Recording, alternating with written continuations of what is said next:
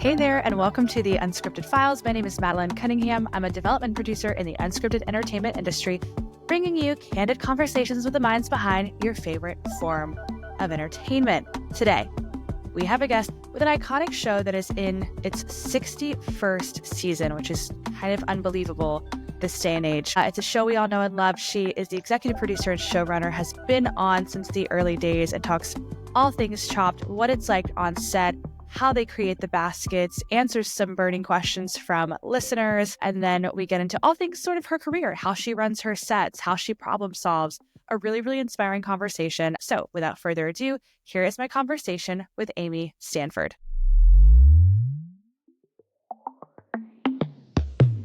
Amy Stanford, welcome to Unscripted Files. You are the showrunner and executive producer of the iconic Chopped show, which is now on its 61st season, which feels kind of unreal. I feel like shows just don't get that kind of longevity anymore. So I'm so happy that I'm getting to chat with you. Chopped is such a beloved show for people who love competition, culinary. It's just one of those icons that stands the test of time. So I'm so excited that you're here, and I'm really looking forward to kind of hearing more about how you got on the show, how you found yourself there. Thank you. Yes, Chopped is my baby. It has given me so many things in life. It is a TV show, but it definitely is in sort of the pop culture zeitgeist. And I take a lot of pride in that. And I think Chopped, it is, we completed our 62nd season, actually. 61st is airing right now. And the crew is like, it sounds really cheesy because everybody sort of says this, but the crew really is family. They've been like, our director has been on since the very first show, and he will say Chopped is older than the iPhone. It's like whenever they were doing that first season, the iPhone was sort of coming out. So that sort of gives you an idea of like how much the crew has gone together and grown together. And a lot of the people that are on our show now have been on it for 15 years. I have almost been on it for 14 years in some capacity, not in the same capacity I am now. The show wouldn't be anything without the people who work on it and the talent too. I think some of our judges and of course Ted have really created sort of an iconic vibe about it. They created a family. They created something that everybody was really excited to watch. And I think Linda, who made the decision to have the rotating judge panel in the beginning, because for the first 10 years, it was really just like those 7 or 8 judges and they were rotating through. And I think the audience really got familiar with that, and it helped sort of solidify what the show became. So thank you. I could talk about Chopped all day long, so I'm happy to be here. Yeah, I'm super excited. So you've been on since 2010? So you said about 14 years. So when did you come on, and how has your role changed sort of in, from those early seasons to now season 62? How has your role evolved? I came on the show right out of college. I was really lucky. A sort of a distant family member introduced me to the creator and executive producer, Linda Lee. And I was like, I'm just fresh out of college. I, came from Texas Tech, a really small town in Texas.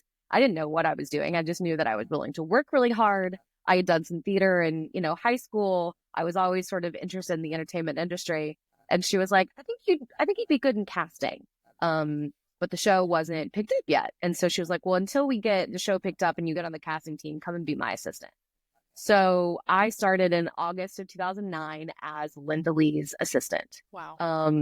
And to this day, it's still the hardest job I've ever had because she's a tough woman. She knows what she wants. She has a really keen eye. She's very smart. And, I think she's the reason why Chopped is what Chopped is. So, there's a lot of respect for her in the industry, and I learned a lot from her. So I started in 2009 as her assistant, and then went on to set and did like story logging, essentially, like just a story PA. I was saying like, Madeline used the durian in her, ice cream in the dessert round, and I was giving those notes to the producers and sort of learned from all of them. Yeah. And then I was on Chopped as an assistant to Linda and sort of an assistant to the show. I was working with Vivian Sorensen, who was the co-EP at the time, and Kate Kinney, who was a supervising producer, and just helping them build the judge calendar. And I was sort of all of their executive assistants in a way. So from the time I started in TV, I was learning how to make TV by learning from the Chopped producers. And what was so good about that is Chopped is so repetitive, but it's not, it doesn't get boring. You know, every show is so different, and the makeup of the cast is really what adds to the magic. You know, it's like making sure that the chefs are the stories you're being told, and that the judges have something to say about the specific foods. And I was really just sort of learning how magic was made. Vivian was she comes from a theatrical background. And so she always had these like big ideas and wanted to tell these really big stories with the chefs. And especially early on in Chopped, I think that's one of the biggest things that sort of catapulted it to a different echelon of just from being a regular cooking competition show to really being a show that tells the journey of a chef, you know? So I really credit her for that in a huge way. She really helped sort of create the show and what it is today. You know, I really learned, like, and I think that helped me so much in my career. I was on Chopped for like, let's say 4 years as an assistant. And then throughout that time, Linda had partnered with Donna McCletchy, and they started a company called Jane Street Entertainment. So for a while, it was Linda Lee, Donna McCletchy, and myself at Jane Street Entertainment. And sort of while we were producing Chopped, we were also creating these new ideas. So, you know, I helped to write the treatment for a show called 24-Hour Catwalk, which was the first show that we had at Jane Street. And I was just an assistant, you know, I was just like we were a small little scrappy company, women owned, and I was really proud of that. And I was still young and was like, give me anything. Right. I will work so hard. Like, just let me try, you know. So they did, of course. They edited it and adjusted, and I learned from them. And so then they started Jane Street, and I was sort of along with them for the ride. They called me Amy the Army for a long time. Love that. And you know, that was back when we were in the office. So I'd be at the office at 9:00 and wouldn't leave till 9:00. Right. And still be doing stuff on the side. You know, it was really, I was really in my like super grinding era. Like I said, it's still the hardest job I've ever had. And I run a very successful TV show, and being an assistant was hard. It was hard work. But it taught, you know, like I said, it taught me a lot. So I did that. And then eventually, you know, I was like, okay, I've sort of conquered this assistant role. And throughout that, I was doing some associate producing on the shows that we would get picked up. I helped develop a show called Sweet Genius, which was a really fun, like, dessert sort of format. And basically in the format of Chopped, right? It was 3 rounds with a host, Ron Ben Israel, who was wild and wacky and super fun. 24-Hour Catwalk. We did Rocco's Dinner Party. We did a show called Rachel versus Guy. So I was just, you know, I was producing on that and helping to put it together. And I was talking to agents and really getting figuring out how to package talent in shows and how to sell things. I was just learning. And I was soaking up everything I possibly could. And I think it had come to a point where both Linda and I were like, you've soaked up everything you can here and now. Go and fly, go and do the freelance thing and see what happens. You know, I'm always here. We're always here. You go spread your wings a little. So I did, and then went, you know, throughout the time I had met different showrunners who had like come on to those shows, right? This woman, Kirsty Nordell, who now helps run Bobby Flay's company. She, you know, immediately was like, oh, I'm hiring you. You know, so I went and worked on a show with Bobby Flay called 3 Days to Open. And then, you know, I started field producing and did a show called Food Court Wars, went out to LA, did a show called Skin Wars, Love Lust to Run. I sort of like tried my hand at some different genres and people. And it was always so interesting to see how teams came together. You know, I learned so much from my time originally with Linda at Jane Street and Donna. And then I learned a lot from my time in the freelance world. You know, it was just like, you never sort of knew who was going to be on your team. I figured out what teams worked best together, what didn't work well together. When you're putting team together, what kind of personalities you need, you know, not only skill sets, but also attitudes and work ethic and how to like recognize those things and just good content, you know, really learning from people who were nice and good at their jobs. And I had a really good time doing it too. So I did that for about 4 years, I would say. I don't know, I might have all my years mixed up, 3-4 years, something like that. And then Linda called one day and said, hey, we just got a second, third, and fourth or something season of Chopped Junior. They developed a new iteration of Chopped, and they were producing so many episodes of Chopped at the time. You know, this was back in like season, I think in the 20s, maybe mid 30s. They're like, we need help. We can't, like the team that we have right now, we can't produce fast enough. We need somebody to come and produce Chopped Junior while we're producing Chopped. And Linda was like, there's nobody that knows my brand and my ideas and I have like more trust in than you, right? Like, I was her assistant. Not only was I her assistant in business, in Chopped and in TV, but I just knew her. I really knew what she liked, what she didn't like. I just had her brain, and she knew that, and Chopped was, was her baby. So I was really honored that she wanted me to come back and work for Chopped. So Chopped Junior. So then I came on as a supervising producer in Chopped Junior. And I was really the person who was working with the casting director and helping to get all the baskets together and putting the lineups together and sort of presenting to the co-EP and Linda, the EP at the time, and saying, hey, here's what I think would make a great show.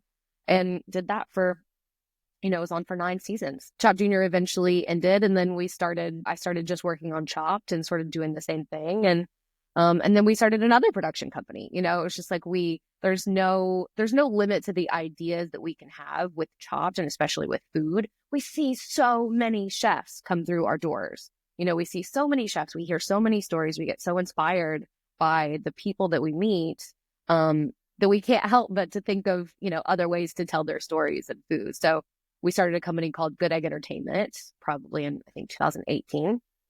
Did some shows with them. And so for the past 10 years, I've been working on Chopped. I was supervising for about 4 years maybe. And then eventually Linda thought that it would be a good idea if I took over Chopped Sweets. So we got picked up for Chopped Sweets, and she's like, okay, this is going to be your baby now. So then that was my baby. And I think the show and the crew and everybody really liked how that felt. It felt sort of new and fresh. And then eventually it moved into, I became the showrunner. And this was, around COVID time. So a lot of things were changing. And I've been running the show for the past 5 years. And when I say it's one of the joys of my life, I can't express that enough. What a joy to love what you, to be with a brand, to be with something for so long. And then to have the trust from a creator, to take it and run with it on sort of the spinoffs like Chopped Sweets, Chopped Junior, and to innately know the intention, the brand so well that you have that trust to go and do those things, and to be able to nurture something for so long, I'm sure is incredibly rewarding. And then, you mentioned bringing crews together, bringing talent together that feels good. I mean, Chopped is such a machine. It's an episode a day, right? 12 hours a day. Mm-hmm. And fun, but not easy work. Like, it's a grind. And so it is so important to have people on set who are obviously technically talented, but a lot of that doesn't matter if you're not like positive and like bringing good energy.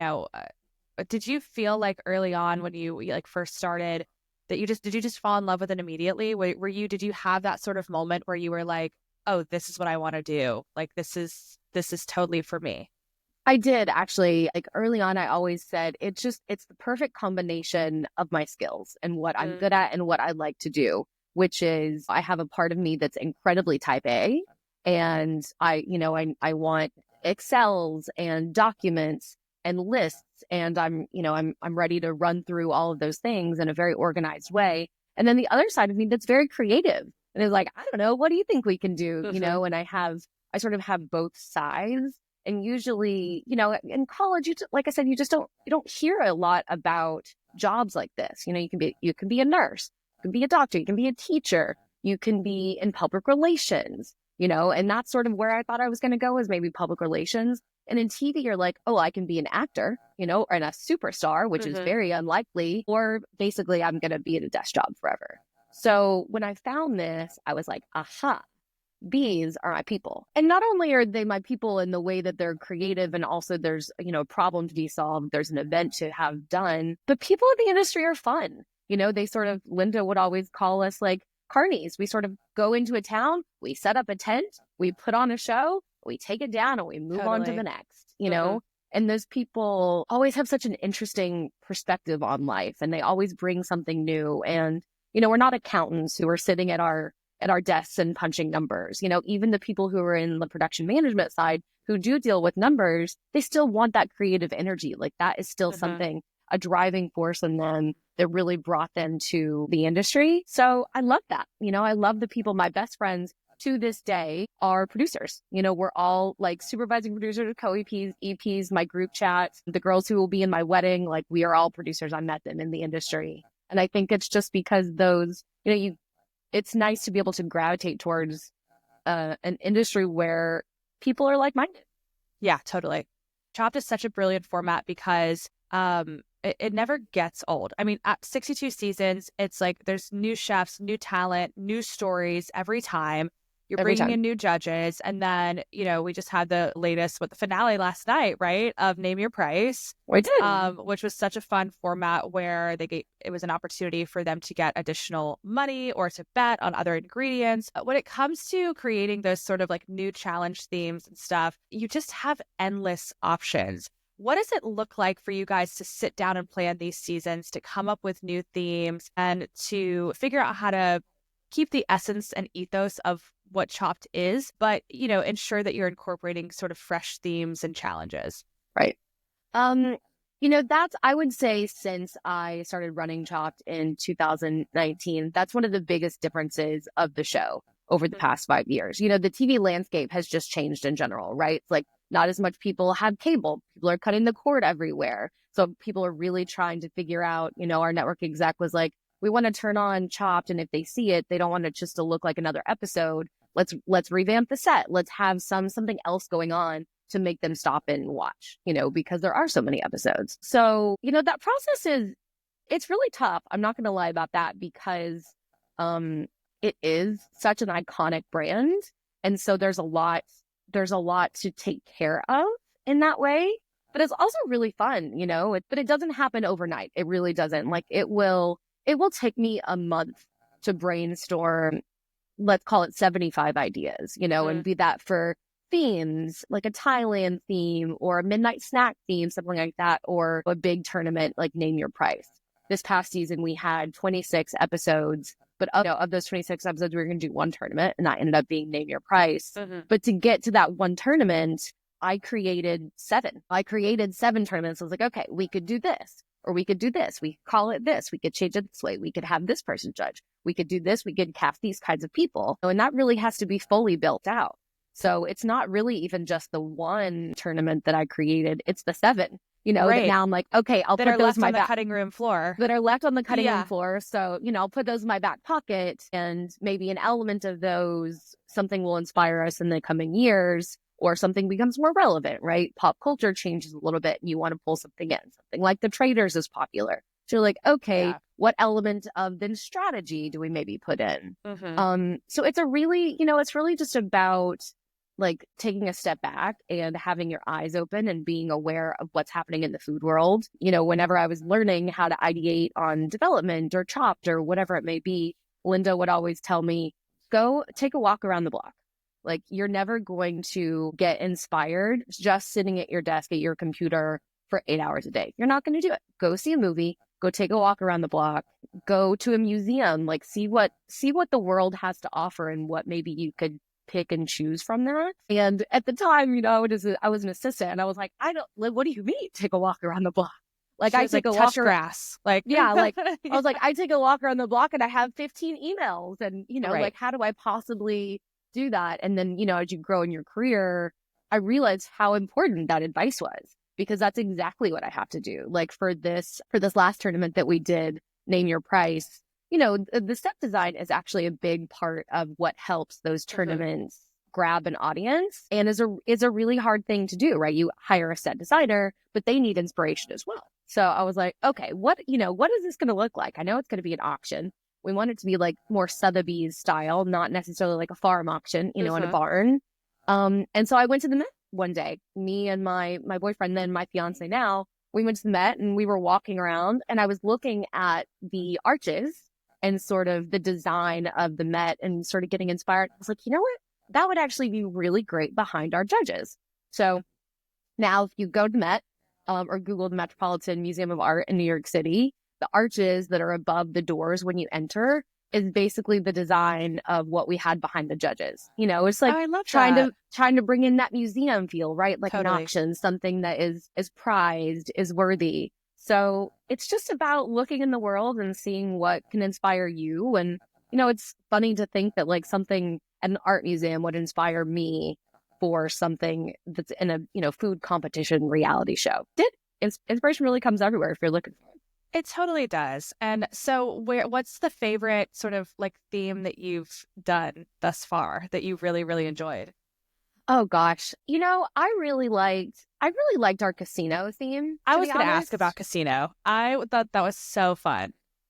Casino was really fun. It was a challenge. That was the very first one where our network executive, Stephen O'Leary, was like, let's do something crazy, something that Chopped has never done before. And my mind was like exploding. I had just sort of taken over this role. I had literally just taken over this role. We were in COVID. It was 2020. Everybody was wearing masks. We were moving the show to Knoxville just to try to keep everybody safe and give everybody a little bit more space. I was doing 2 other shows at the time, running them. So I was like really deep in my hustle era in 2020 and Chopped. And so I was just like, how am I going to do this? Chopped is like, it's a 12-hour show on set, and every single one of those little minutes is so perfectly curated. And so it Yeah. took a lot of like finagling to figure out how we were going to change the format in that way. The first one was good. That was our first. We did 2 casinos. We Casino 1, and I learned a lot from that show, set design being the biggest one. And then Casino 2 was like razzle dazzle and special and wonderful. And the games are really fun. And I just loved it. It was really great. It was the first time we had ever given the chefs sort of agency over their own choices, right? For all of Chopped up until that point, it had really been, okay, you're a chef, welcome to Chopped. You get in front of that basket, you open it up, you have 4 ingredients. Oh. And then with the introduction of Casino, we said, okay, you have 4 ingredients. Which one do you not want? Like, what are you willing to gamble on? What kind of person are you, right? And so that really gave us an insight into not only what they like to cook and what their POV is, but are they a risk taker? Are they going to go really, really big and try to make a name for themselves? Are they going to play it really safe? Are they going to try to sabotage their other competitors? Do they care about what their other competitors are doing? So it was really interesting. And it was interesting for our judges too, I think, to get that different sort of insight on their choices, because used to it was sort of apples to apples choices, right? You have these 4 ingredients. What are you going to do with them? And that was the first time we sort of broke that mold. And I think it opened up a lot of opportunity for the show. And it showed us that the audience was willing to sort of take that road with us and go just a little, just slightly off the beaten path.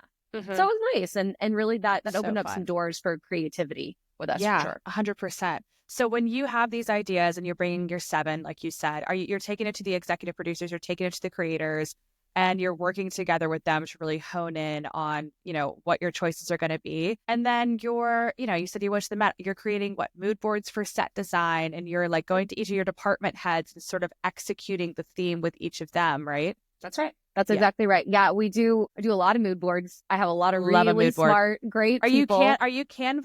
Are you like Photoshop? Where are you mood boarding? Personally, I mood board on Pinterest. Professionally, yes. like even whenever now that I've gone through a bunch of different things. Used to it was like a PowerPoint, and then it became Google Slides, and then it depended on who was sort of assisting me at the time. Then I would sort of send them photos, and they'd put it together for me.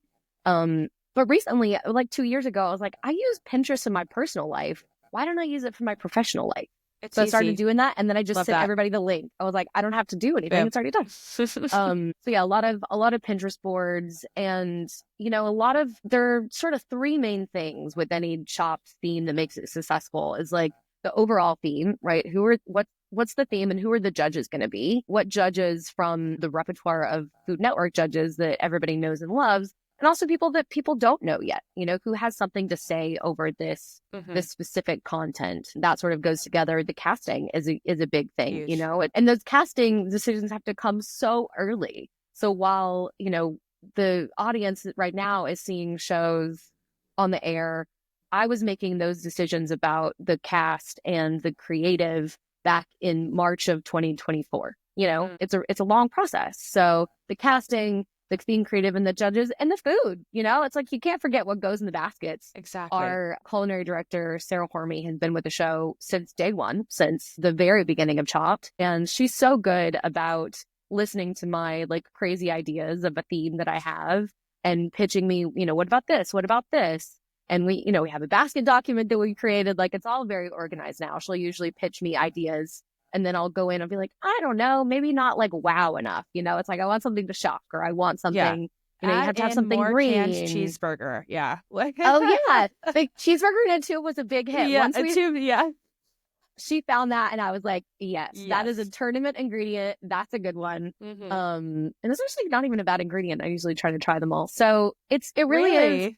Yeah. I try. I'm not as venturous as some people are on set. Our second AD, or our first AD, our assistant director, Sean King, I think he's tried every single basket ingredient that we've ever.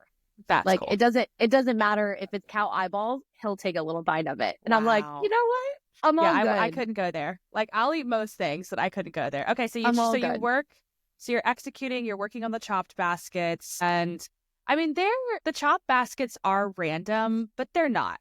Like, there is a science to those. You know, you've got an acid, you've got this. Like, they're not just random. Like, they have an end sort of in mind, They and do. every ingredient sort of has its role in terms of the flavor, you know, the salt, fat, sugar, whatever.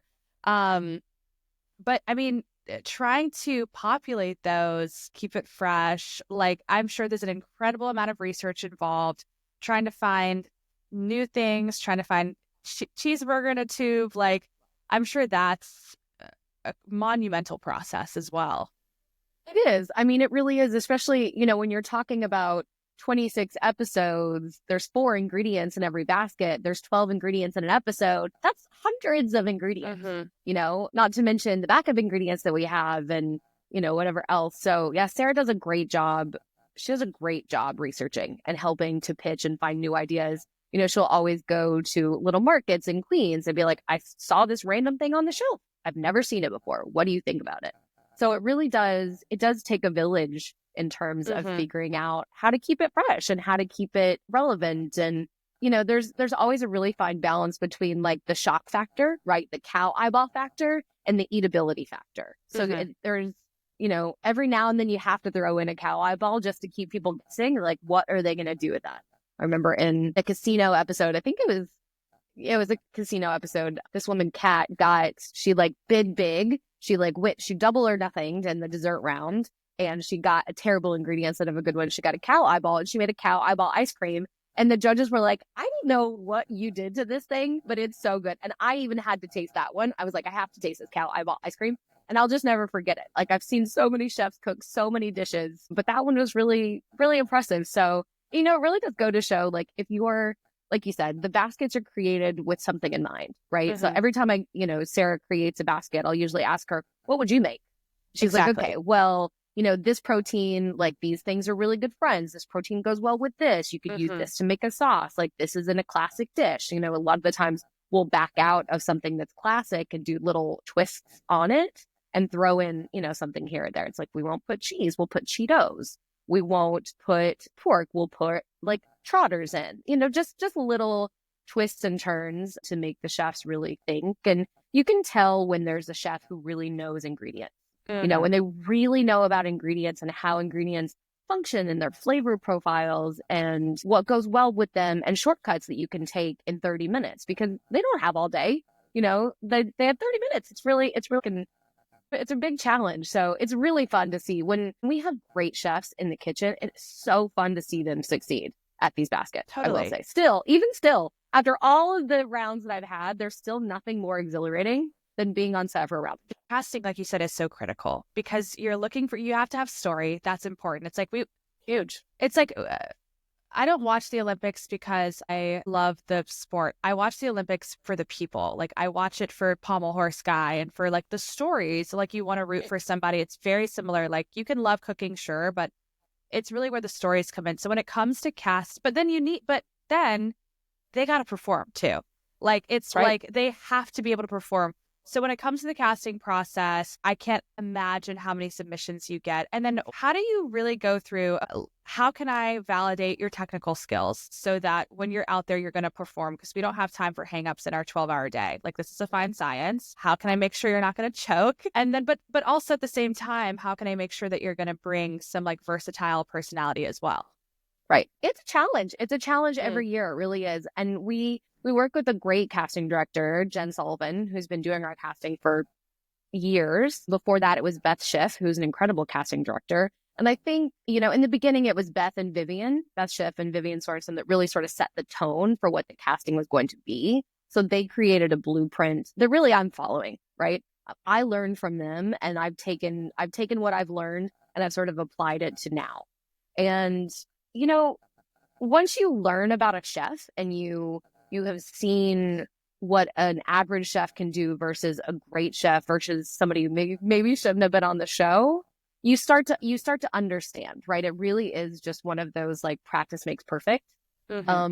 We get, to cast 100 chefs, we see 200 chefs. So about one of every two makes it, essentially. But that's just the chefs that come to me. The chefs that get to our casting director, it's probably really more like one out of every four. So it's it's tough. It's tough to make it on the show, but there's really high standards. And, the casting team they have their rigorous questions, and a lot of them have been working on the show for a long time. So they can really just sort of assess a person's skill set by how they talk about food. It's like, are you talking about flavor profiles? Are you really talking about richness? Are you talking about how spices bloom and bring things to life? Are you how are you just saying you put some salad, some dressing on a salad, toss it and plate communicate your inspiration, your idea, your process as well? How do you communicate it? And really that's a big part of the show, because something funny about food TV is it became popular, but nobody can eat the food, right? You just look at it. You're just looking at it. So there's really an element of food communication that you have to be successful at in order to be successful at Chopped. Because yes, the cooking is really hard, but you also have to be engaging when, after the show is over, we sit a chef down for however long, an hour, 2 hours, depending on what round they go out in. And they have to be able to tell us about their process, and what we don't want to hear is like, okay, well, I put the tomato paste in and then I stirred it and I made this sauce. Why did you do that? Right. I did it because my grandma used to do this, or I staged at this restaurant in Italy and I learned from this chef. And then I learned that, I could do some X, Y, and Z. And this is how I got my style, right? That's what makes an interesting storyteller versus somebody who's just saying what they did, right? Yeah, it's like why you did it. The why is really what propels Chopped forward. 100%. And, it really is. It's really listening to chefs, because nobody has the budget to bring 100 chefs in and be like, for me, let me see if you got the stuff, So our casting team does a really like intensive vetting process. And then once they go to the casting team, they come into our internal casting team. I watch every single pitch. I get 15 pitches a week. I watch every single pitch, and I'll usually say, I'm interested in these 9. These 5 I'm going to put on the back burner because I don't think they have what it takes. So then those 9, let's say, go to our cast producer, who is Kat Tan, who's an incredible producer and so good with people. And she'll sort of start to then set up pre-interviews with them. So those are those are 2-hour-long interviews with our chefs, learning about who they are, why they are who they are, what kind of food POV do they have? Are they able to speak eloquently about their background? Do they want to be on camera? Did somebody just pressure them into doing this? And yes, they're a good chef, but are they watchable? So there's a long line of things we really have to consider. And then not only like, okay, I like chef A, B, and C, but then you have 100 chefs and I have to figure out where to put them in the lineups. And what 3 you're going to cook together. Yeah, and the magic of that lineup of those 4 chefs is sometimes it can really make or break a show. Sometimes it can make the show incredibly entertaining, and all of a sudden you're like, I don't even care what they're cooking, because these characters are so engaging, or they have so much to say, or they have such a heartfelt story. So I've, that magic. That is a magic that Vivian taught me. I will say I really had to sit and watch and assess what she was doing and how she was putting those people together. So those are definitely learned skills for sure. Yeah. But they've helped me in my career. It's funny because I see a lot of people asking why there's not blind judging on Chopped. And it's like, okay, but the whole magic of Chopped is the judges interacting with them while it's happening and looking at them making decisions. And if they just got the final product, I feel like all the magic of who is this chef? How are they making decisions? How are they problem solving? Is lost, as well as them getting to observe how these people work. And so I get why people ask why, because they feel like it's the totally unbiased way. But the whole point is that there's story and there's personality. You always have some underdogs. You have some pretty cocky, overconfident chefs. Do you ever feel like those character traits play into judging at all? Like someone's kind of like persona or personality, or do you feel like it at the end of the day all comes down to like the dish?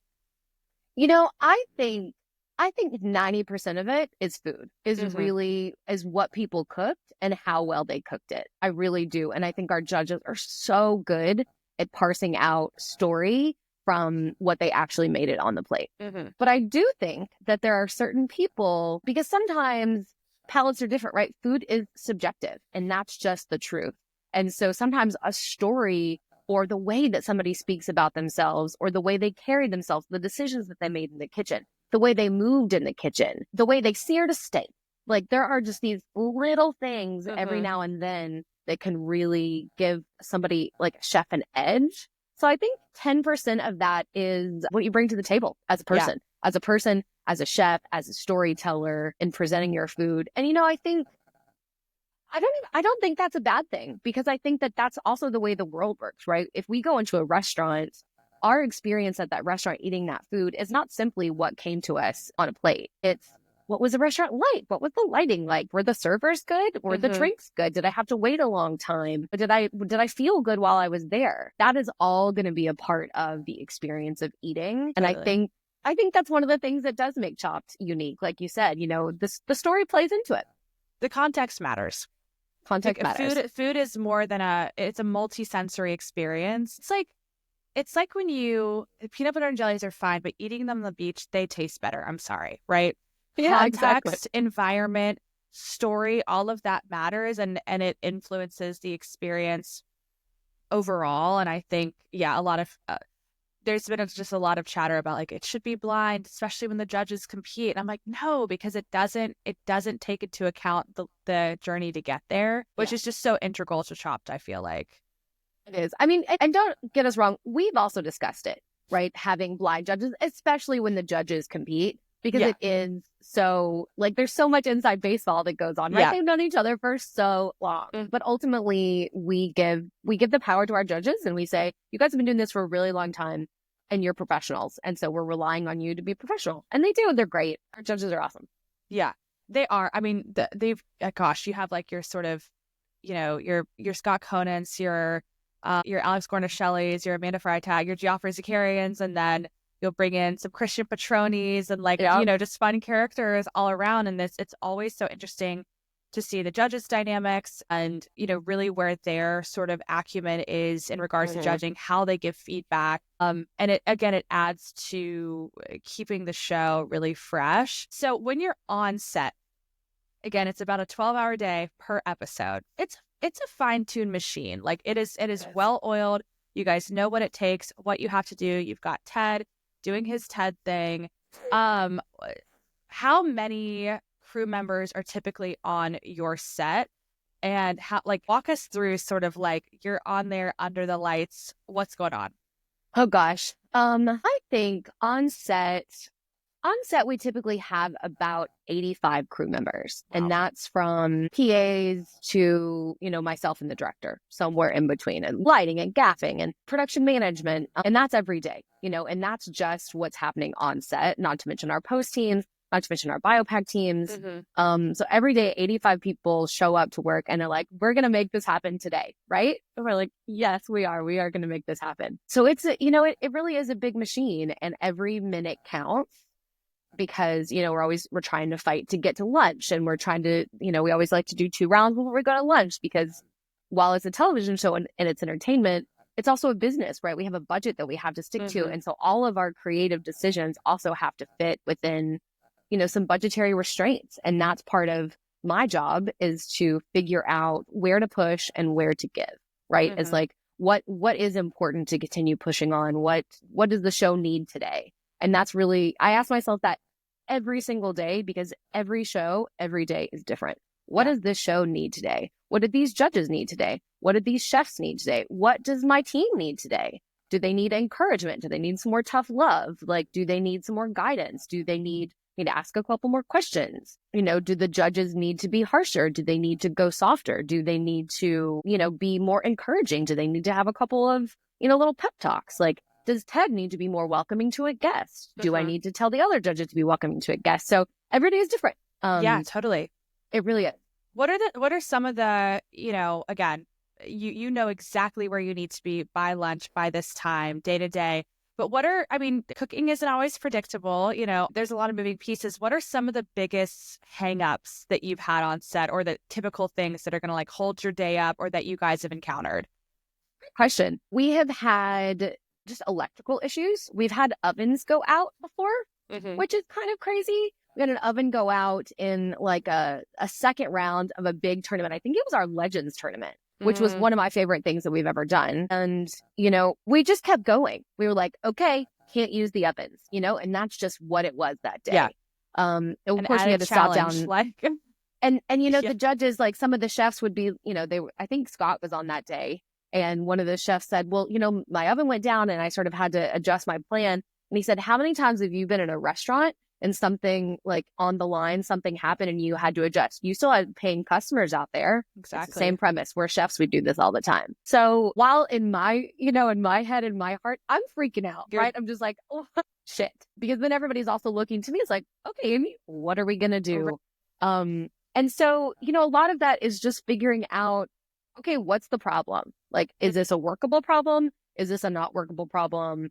Can we fix it? Can we not fix it? And really just making decisions. Like, a lot of my job is making decisions based on what's in front of me, right? I try to set everything up. I have an incredible team who is so good at their job. From literally every little piece goes so well and so smooth because people are so invested in what they're doing. Problems will arise. I'll assess them and try to figure out the best solution. And really, it sounds simple, but that's it. You have to really trust. And I trust that I have studied Chopped and I love Chopped and I know what's best for Chopped and I know what the network wants out of Chopped. I think I know what the audience wants out of Chopped and how do I get to the ultimate end goal. And it's just about assessing those problems and trying to make the best decision you can. And you know what? Sometimes I probably made the wrong decision. I'm not a perfect person. Yes, I'm the person who makes the decisions on set, but sometimes I probably could have done something differently. Sure. Maybe it would have changed the outcome. And sometimes, I didn't. So I just have to have grace with myself, have grace with the people around me. We're just human beings, all trying to get to an end goal. But yeah, it can be wild on set. So let's see. The ovens going out was a crazy one. Sometimes the judges will go on for a while. Like we have basically, like, it's funny in the show when you see like Scott Conant talking to a chef, you'll see maybe 15 seconds of what he said. Sure. But in reality, they talk for 4 minutes to each chef. It's like all three judges, we have like a 10-minute like J&T window, right? Which is what we call judging and tasting. And so they'll really talk to a chef about their dish for 10 minutes. But sometimes, the judges are also chefs. They get so invested and they're just like, right, why didn't you do this? Or why didn't you do that? Or let's talk about this. Or this is a teaching moment. And I'm sitting there patiently being like, I can't use this and we've got to go. Right. So sometimes that will hold us up a little bit. Sometimes there's camera issues that we have to stop down for. We've had weather issues, snowstorms, windstorms. I mean, you name it. But I love about the problem solving with the oven is like, this happens every day. The skill set that we're testing with these chefs is being nimble, being able to pivot. The lights go out and like, obviously that's an issue for cameras, but like, could that happen in a restaurant? Could that happen in a commercial kitchen? 100%. So I love that you ultimately know the DNA of Chopped so well that it is innate in you to maintain the integrity of the show and problem solve and like get to the solution. That's a talent I'm sure that you've honed in on for many, many years. And when everyone's looking at you to make the decision to stay on time, to like keep network happy, keep all the parties happy, I'm sure it feels like a lot of pressure. But have the confidence of knowing the essence and integrity of the show that you can just do what needs to be done. And it's so impressive. It's like really, really cool to just be able to know that like we can solve anything. Everything is fixable. I know the judges, they've worked together for forever. But was there sort of a judge trio that you were like, the chemistry's here. I love this. This worked for the theme. And you were like, it was just kind of magic on set? Yes, there was a show that we did back in 2020. It was actually one of the very first productions to get out back into the world of production, like after COVID. And Linda had worked all of her magic and we had decided that we were going to go outdoors. It's like really nobody knew what was going on. Everybody was really, like scared about COVID and we just didn't know. And, we just didn't know enough. So it was August of 2020, and we'd pitched two shows, one called The Comfort Food Feud and another called Martha's Rules. And Linda had a couple connections in Maine, and we traveled to Maine and shot those shows there. And for The Comfort Food Feud, we had Chris Santos, Manit, and Tiffany Faison as a trio. And there was just something so magical about what they brought to the literal table. And I've never been able to shake it. So anytime I'm like trying to put together trios, there was just something about those three together. They had such good chemistry. They had so much fun. We were doing something new. We were doing something that was really hard, and they had great attitudes about it, and were so generous with their time and with us too, because these people have been on TV sets for many, many years. They know what professionalism looks like, and they know what it's like trying to solve problems. And they were really generous with us, trying to figure out how to make it work in COVID, and gracious. And I really appreciated that. And they were gracious with the chefs too. I just think that their sensibility in that time was magical and special. And it was fun. One day it was literally a rainstorm. We were shooting outside. We didn't really have a rain plan. It was like, I don't know, I hope it doesn't rain. That was our rain plan. And all of a sudden, we hear this like big crack in the sky, and everybody like sort of looks up, and then all of a sudden it just starts downpouring. And everybody's like, the AD is calling, it's like, run to your cabins, and everybody gets inside. And I was just like, my supervising producer at the time had like gone with the judges, because that's like her role on set, is to to talk to the judges. And they had like all went into a cabin together, and I was like, let's film them. We didn't have an actual camera, we just had iPhones. And I was like, put a camera on them, just let's talk about this. And they did, and it was really fun. It made the show. It was just something a little different than what we had done before, and it was great. It was great. The other thing about Chopped that people might not know that I think makes it really special, and this is a little tidbit, I don't know if anybody's ever really even said this on camera, our judges don't use any earwigs, nor Ted. Like, our judges and Ted are fully on their own out on the floor. So Ted will memorize his lines on the script, but when they're talking amongst each other, they're just talking.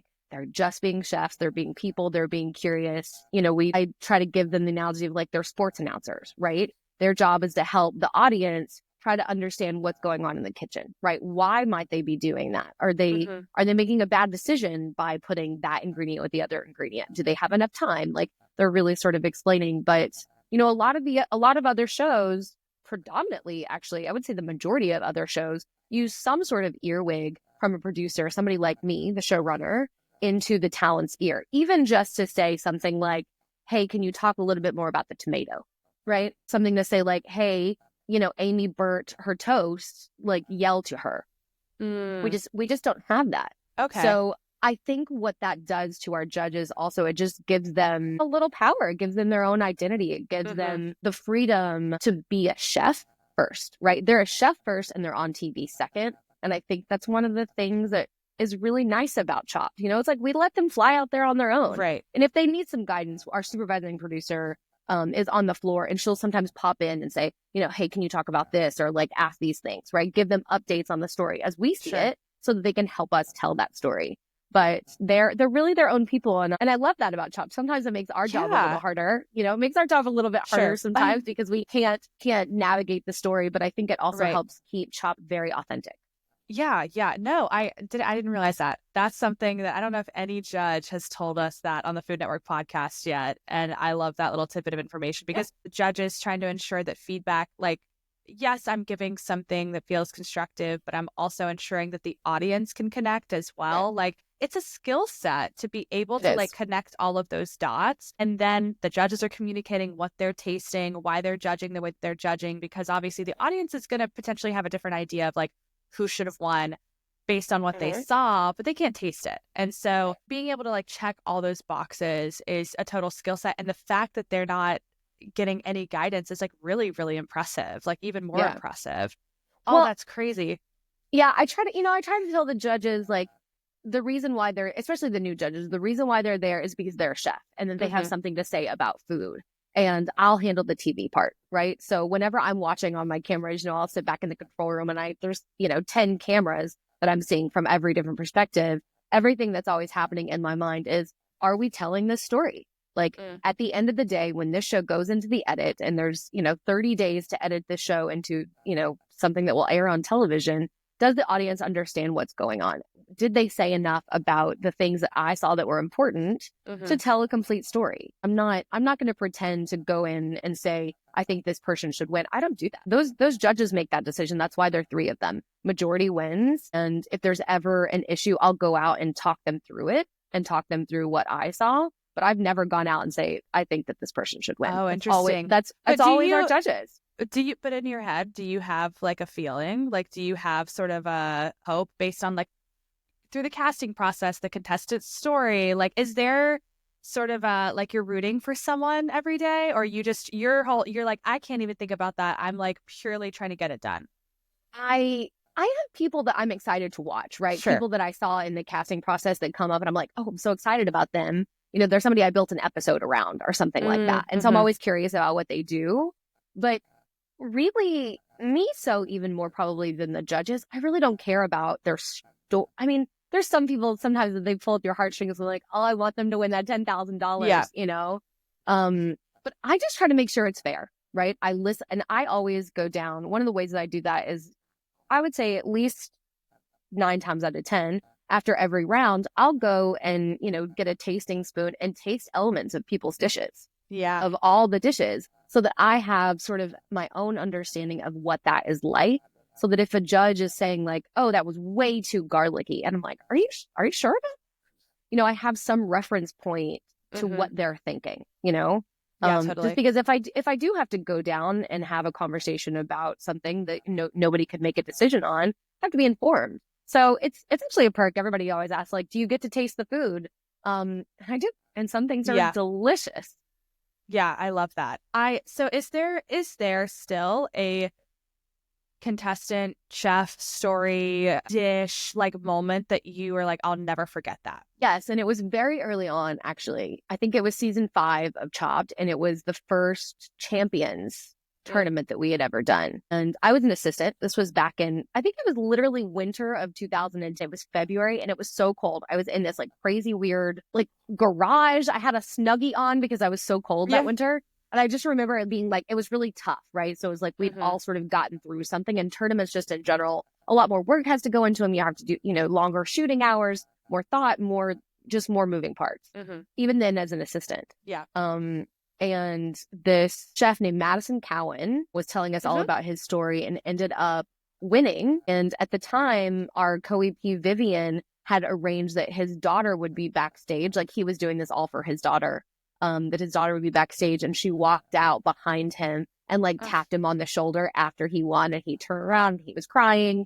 And it was just like, it was the very first time that I felt the impact of what we were doing. That it wasn't just a television show. It wasn't just, 4 chefs cooking a meal and, one of them wins. It was really, like $50,000 prize can really change somebody's life when you're doing it for your kids and your family. And it was a really impactful moment for me, just in learning about TV and learning about how proud I was to be making it and how proud I was to be making Chopped, because it is impactful. Totally.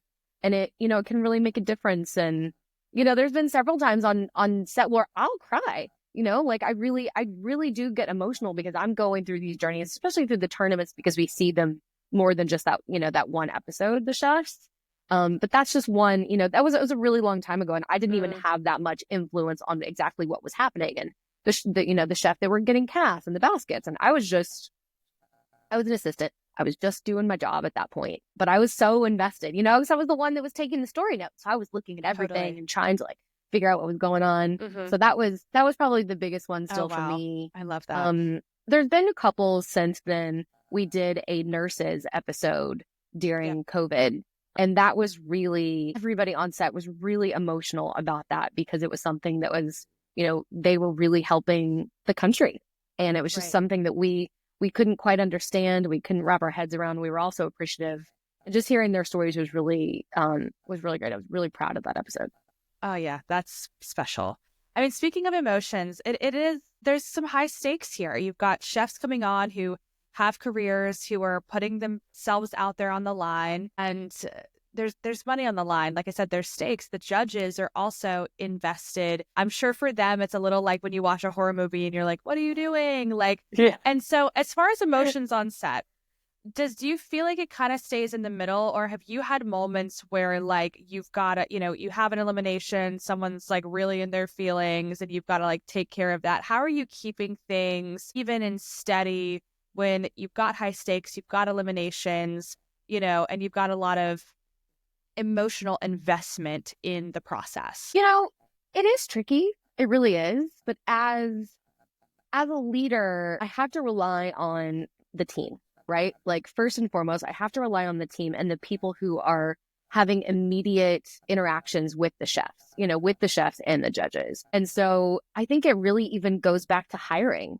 and creating that team and creating that atmosphere where people are going to be able to separate those two things, right? Have empathy for what people are going through so that we react and interact on a human level. Because at the end of the day, we're all just 85 humans trying to put something together, right? We're 85 humans who are letting these chefs shine and is one of the biggest moments in their career.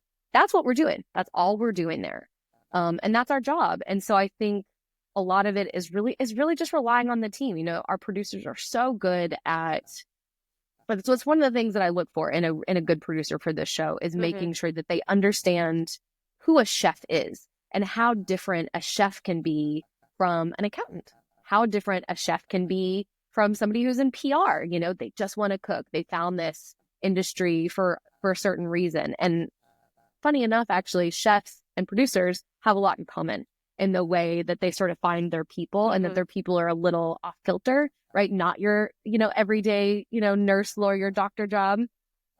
So it's about relatability. It's about empathy. And, I think the team is so good. They're really good. Our AD, Sean, who handles everything on set, is so good about helping to manage those emotions on set. He doesn't get emotional. He keeps things very black and white. And if there's something that he can't quite handle, he'll come to me. That's my job. My job is to keep a clear, calm head.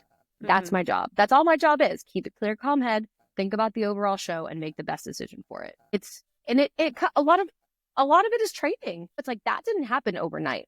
I would never be able to jump into something at 24 years old and be able to have that sort of oversight. That took me 15 years to master and to figure out how to keep a calm head. Because I remember in some years when I was a supervising producer, I'd be like, oh my God, this is crazy. Like, how are they going to solve this? The fire alarm is going off and we have to go to lunch and somebody has a heart out and they have to get on an airplane. Like, what are we going to do? Being like crazy and anxiety about it. But when you know your role, you can find confidence in what you know. Just have to sort of dig deep and make the best decision that you can.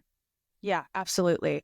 And also learning to, when you hire good people, you empower them. They feel empowered to like do what they need to do. Absolutely. You feel good about that delegation. Like it all works really well, but it's a skill that you have to learn to like understand where everyone's talents are, where you can put them, where they're going to thrive. And again, like that set environment is so crucial behind the camera as well, especially for a crew of like 85 plus.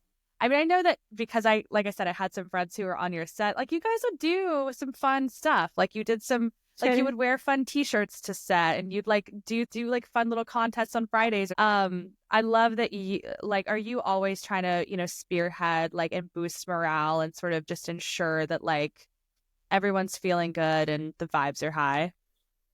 Absolutely. Yeah. I think that is one of my biggest jobs, is to make sure that the team as a whole is happy, right? Happy people do better work, period. That's just end of story. And that I will go to the grave saying that happy people do better work. Now it's not all about making people happy, right? It's like we have to do work first. So usually at the beginning of every season, I'll say like, we're happy here.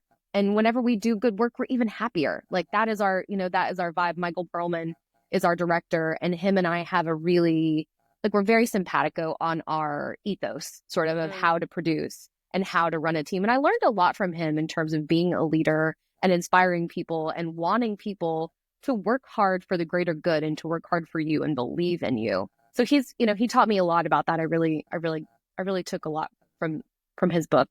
And we sort of do that together, and we like our production management team, we actually have the best production management team right now than we've ever had in Chopped, in my opinion, simply because they're so happy. They're the happiest people on the planet. We are doing, Christina, who is our line producer, we did a big like Halloween murder mystery party. And so they picked like one person in the crew that was going to be murdered. And then all the week leading up to Halloween, because we were on set filming, they did little clues, there'd be something clue and beauties. It's like, here's a t-shirt left, and it was a Tennessee t-shirt. Turns out the killer was from Tennessee or whatever. So we did something like that. We did like kids toy drive for Christmas whenever we were filming over Christmas, and we've done coat drives, and we do you were saying on Fridays we do something called $5 Friday. Yes. Where we have somebody go around the entire crew and everybody gives in $5 or however much you want to give in. And then at the end of the day, we'll go out. Somebody will pull, a ticket from the bucket, or whatever it is. And people will win like $2,000 sometimes. No, my husband won one of them. Oh, he did? Yeah. Yes. I mean, a lot. He literally came home and I was like, really? Like, yeah. It was so fun. It was such a fun idea. It's really fun. Everybody sort of looks forward to it. Is like, did you get a $5 Friday? And, I'll buy tickets and I'll give it out to my team. And I'll be like, thank you guys for a good week. Here's this and here's that. And recently, because we've been doing these tournaments, we've started to like create games with our $5 Fridays. Which was really fun. So like after the Name Your Price tournament that just aired, we did, we had like on each different pedestal underneath the cloche was like a different dollar amount. So I drew 4 tickets and I was like, okay, choose your cloche. And then they went to stand behind it and then they revealed like how much they won. So it was just, just fun little things like that. Chop really is a family. So many people have been there for so long. And if we're not careful, it could get monotonous, right? Because it is repetitious. It really is. You come every day. And you're like, okay, so formulaic. I'm going to do this. Here's 4 new chefs. We don't care. Let's get to the end of our day. Blah, blah, blah. It's just a job. But for those 4 chefs who were there that day, that is one of the biggest moments of their lives. And so if we have good energy and we're giving to them, then, they in turn give back to us. And it gives them a better experience out in the world. And I just think it's so important. I really do. I will, attitude and work ethic and just happiness and amongst the crew is so big. And people will tell me all the time, and I don't mean to like even toot my own horn, that there's no crew like Chopped. There really isn't. There's no crew like Chopped. I even had a producer text me today. She's working on another show right now. And she was just like, I miss Chopped. It's not the same. She likes the way we run. She likes our vibe that we all have together and how much we all love the show. And it's, it's not lost on me that it is a privilege to be on Chopped, in my opinion. Like, I believe that it is a privilege to be on Chopped. I think Chopped is something that will be long lasting in the TV landscape. And I will be so proud in 30 years to tell my kids that that's what I did. Hopefully I'll still be doing it. I don't know. But I like to impart that too, that it's not just a job. It's just not just another, baking competition or something that I get 2 or 3 seasons. Like, we've gotten to season 62 because of not only the talents of the people on screen, but the talents of people off screen and how much we care. Yeah, 100%. You look at the future of Chopped. What do you see? What do you hope for? I mean, I don't want it to change too much. I really don't. We kind of talk about Chopped like Jeopardy, truthfully. Right. It's like Jeopardy. It's Wheel of Fortune. It is game and a staple in America that I hold so dear. And I think there's something so iconic about it. So I think what we're doing right now, which is coming up with tournaments, having different sort of, casting. Recently, we've really been, focusing on some themes that we haven't really explored that much. We have Native American show coming up where we had 4 Native American chefs really telling their story. We did a Thai episode. We've done a Korean episode. So we've really, because the audience has a stronger appetite for it now, we've tried to tell stories that we haven't told in the past. Yeah. And I think that's what I hope for Chopped, is that it continues to tell the stories of chefs, the stories of food and culture. And as long as there are chefs cooking, I think we can have a show, right? Food will always be evolving. There will always be judges who I'm like, oh, you have something new to say. You come on the panel for a little while. So I think we're doing just the right amount of tweaks. I don't ever want to jump the shark, right? I'm really cautious of like jumping the shark and being like, okay, we get it. You ran out of ideas. Now you're doing something crazy. Right. So I think that I want to keep its timelessness as much as possible. Yeah, and I think ultimately, very similar to the Jeopardy model, you're telling a story of where we are in culture and place and time through the chefs you're bringing in, through like the ingredients that you have, through the new judges that you're kind of rotating in, who Eric Ajapongs and like sort of like who you're bringing in to kind of give new perspectives. And I hope you grow for 600 more episodes. Thank you. Okay, I have some listener questions. Sure. Which there was like many, so it was a lot of fun. Okay, let's see. This is one, and I think I know the answer to this, but I've noticed that the contestant intros, they stopped saying what restaurant they work at, which I miss. Was this a conscious decision, and why? No, it's not. Honestly, it's up to the chef sometimes. Sometimes restaurants actually don't want the chefs to mention their name. Like times that company or that PR company will be really cautious of having any bad press, right? And so sometimes chefs are like, just call me an executive chef and I do Italian cuisine, and that's good enough. Okay, got it. How much time is allowed between opening the baskets and starting the clock? Very good question. Very most often asked question. Okay. I don't like for it to be any more than 2 minutes. Okay, 120 seconds of processing time. That's it. But that's actually not even because I want to give the chefs time. If I could have them open up the basket and immediately go, that's what they would do. Sure. The only reason that there are those 2 minutes is for our cameras to get reset, right? So when they open up the baskets, you'll notice like when you watch the show, they're sort of from below, right? So they can see like the perspective of the chef's face when they're opening up the basket. So the camera operators are actually on their knees looking up at the chefs. So we see that whole process. And then in order for them to get ready for the chefs to run and for them to sort of follow their, it's like man-to-man coverage, human-to-human coverage, they have to get reset. So as long as it takes the cameras, good. But once it hits past 2 minutes, I'm looking at the director and I'm like, get them done. If anything happens, I'm like, nope, not right now. Like we'll go through the cooking rounds and then we can stop down. Got it.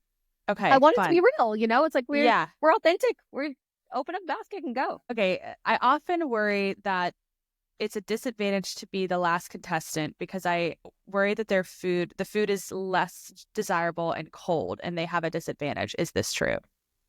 It's not true. The judges have done so much of this work, and that's one thing that they automatically know how to take temperature out of their judging critiques. And a lot of the times, honestly, after the chefs cook, they go and they do their ITMs. They go off to sequester to like rest for a second, take some water, be like, what the hell just happened to me? And the judges will come through and they will taste a little bit, especially some of the elements that they know don't last well, that they don't hold up well. They'll go and they'll taste, they'll be like, okay, that's what I thought it was what I thought it was going to taste like. Yeah. So sometimes if there is something, questionable like that, they will go just to make sure that they're doing their due diligence. But no, it's definitely not a disadvantage. And also sometimes the order that the chefs get critiqued in the show is not the order that they got critiqued on set. So in the edit, sometimes it'll be like, well, actually, this is maybe a more interesting way to start the judging and tasting process. So it's all fair. Gotcha. Okay. This one is hilarious. When will they finally explore the often dangled subplot about Scott having psychic powers to solve mysteries with Ted and Alex? And would they ever perform an exorcism mid-round if an evil spirit suddenly possessed the Chopped set? Thank you. This is a diehard fan. Like, this is but anything is possible. If an evil spirit suddenly possessed, yes, we would have an exorcism. Whatever it takes to keep the show going. Maybe they already did and they turned the oven off. Like, maybe.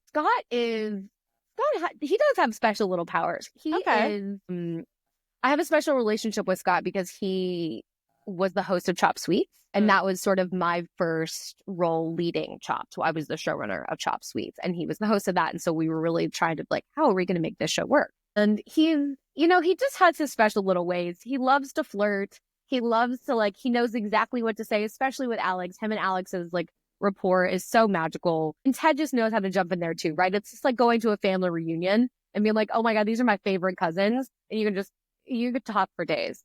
Yeah, Scott does sort of have some magical powers, I guess. I love that. That's so funny.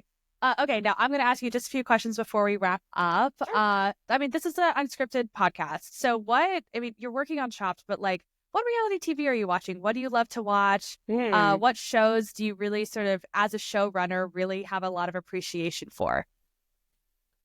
In terms of unscripted, I can't watch that much because I work when I do it.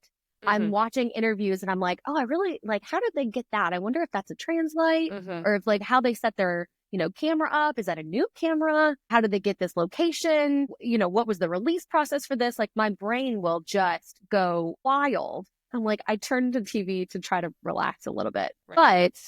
But there's two shows that I'll watch. One of them I really will sit and watch, which is Love is Blind. I can't help it. I love it all day.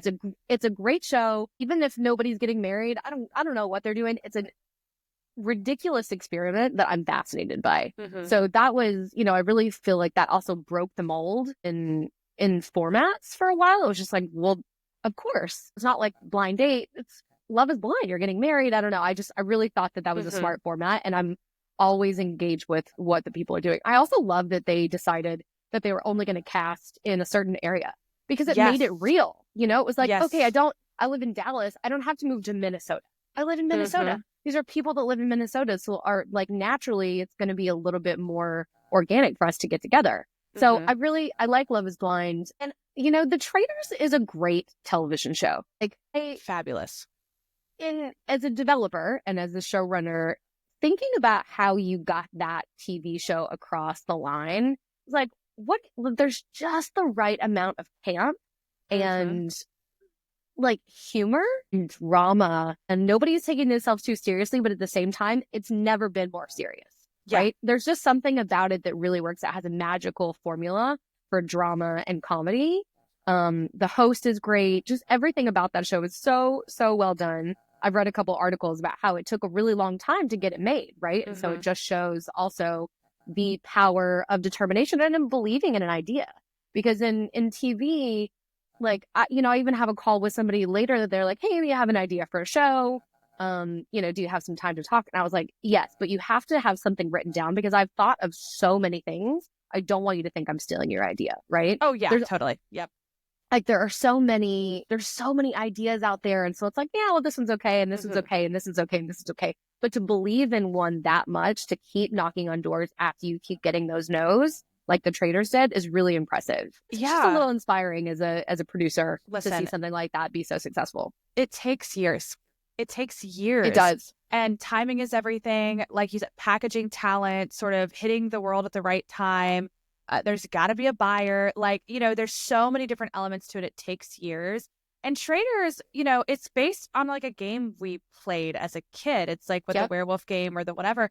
But they're sort of like 24-hour formula, super simple, repeatable, but incredibly smart. And the casting obviously plays a huge part of it. Great. But it takes a long time, and it's a long game. You have to be dedicated. You have to believe in it and also be willing to change it and like kind of stick to the ethos, but do what needs to be done to get it across the line, whether that's talent or changing it up. So what would you say, you develop as well? What is your sort of, for someone who wants to get into development, what are the key sort of skills you feel like are required to really have success in that industry, aside from like an incredible amount of patience? An incredible amount of patience. I also think knowing what the market is already like is really important. Knowing what is successful and being able to maybe figure out why, like what elements of the shows that you already like are successful. I see so many people like, what if we did a cooking show on an island? What else? Who's there? Why are they there? Like a lot of the questions you get asked as a developer is like, this show, why this show, and why now? Exactly. Like, why now? And a lot of it is just topical. Something that wouldn't have worked 3 years ago now is going to work because things are a little different, So I think knowing, just doing a little research on TV in general, and that doesn't mean like having a degree in TV. I don't have a degree in TV. Same. But as a viewer, as an audience member, you can look at what's popular and try to dissect maybe why or what those elements are, what it has. It's like when we're developing, it's like what shows have done this before us, and it's not like we're doing copycat work, but it's looking for inspiration. What has been done? There's no need to reinvent the wheel. So, how does something work? And honestly, the ability to just keep going, talking to people, knocking on doors, looking for any sort of connection that you might have, meeting people, being open to people's opinions, and putting it down on paper. There's a lot of people with a lot of ideas, just in general, right? From entrepreneurs to people who want to make TV shows. But until you're putting that down on paper and you're sitting down, drinking your coffee and writing up exactly what it is that you think you have, you're not going to get anywhere, so you got to put it down on paper. You got to put it down on paper, and you got to have a vision for it and a lot of stamina. And if you really believe in something, just like the traders, you've got to be able to stand behind it and answer questions.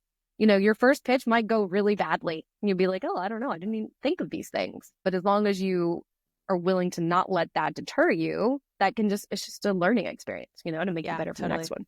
100%. Okay, last question. I'm sure I can imagine the things you've learned being on the set of Chopped. So you get to take a Chopped basket to a deserted island. You're like, this is going to allow me to survive and be like the most versatile. Like, what is in your deserted island Chopped basket? Oh, such a great question. And I probably don't have many tools at my disposal either, do I? No. Let's imagine you've got like a knife and like fire. A knife and fire. I'm going to take some sort, like a decal of beef, maybe, which is a really high-end ingredient, but there's a lot of meat there. So takes a long time to cook in the kitchen. It looks like a gift, but it's actually a trap. So I'm taking a decal of beef because that'll feed me for a while. I'm probably taking something like kale that's leafy and really good for me, and something that'll keep me going, even though, who wants to eat plain kale? Not really anybody, but you got to have it. And you got to have something that's a little fun too, right? So I'm a Diet Coke girl. So I'm taking a Diet Coke because, listen, sometimes that's all you need is just a little sip. So I'm taking at least a 6-pack of Diet Coke. And of course, on Chopped, we can't call it Diet Coke. So we're calling it, Diet Soda, of course. Brand names. So I'm taking Diet Soda. And what else am I taking? Maybe something to add a little spice. Like paprika. Okay. I was like, are we going to go Bobby and go like full Calabrian chili, like his favorite ingredient ever? I know he does love a Calabrian chili. Yeah. Just like a big thing of spice. It's like whenever I'm looking for something, it's like you'll take maybe garlic or paprika, but I feel like paprika is pretty versatile.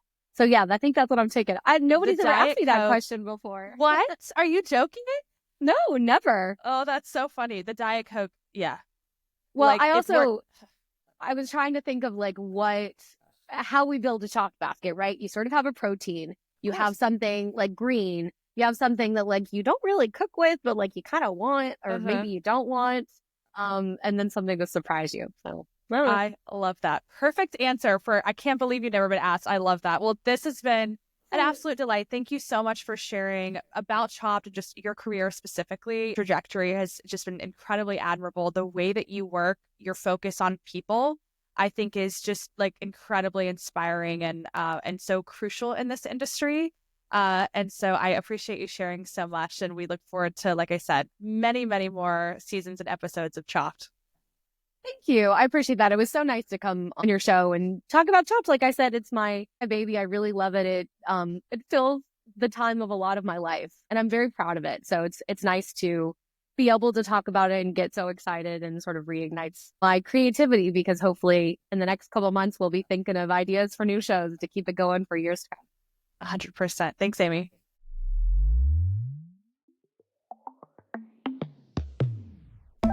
Thank you so much for listening. I hope you enjoyed that conversation with Amy and I. I hope you have a great rest of your weekend. I'll see you guys next Friday. It's going to be Valentine's Day, so we're going to have a lovely episode together. Thank you for liking, subscribing, following, rating, reviewing, all the good things, and we'll see you next week on The Unscripted Files. The Unscripted Files is brought to you by Good Gravity Entertainment. Thank you to producer Bonnie Adams, original music by composer William Wright, artwork by Lisa Schweikert, and photography by Reed Schick.